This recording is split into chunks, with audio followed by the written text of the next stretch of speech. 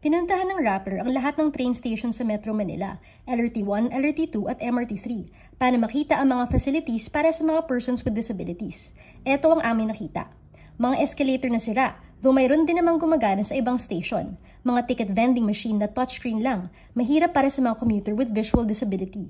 May mga elevator na gumagana, pero may mga station din na walang elevator o mahirap puntahan. May tactile flooring na putol o may harang. Hindi maayos sa mga sidewalk at rampa papunta sa station.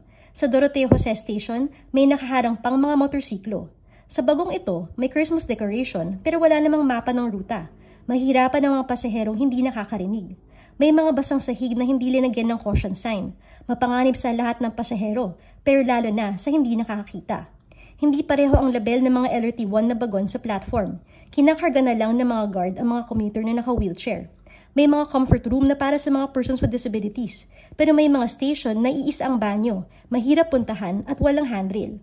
Hindi pareho-pareho ang mga pasilidad para sa mga persons with disabilities sa iba't ibang train station.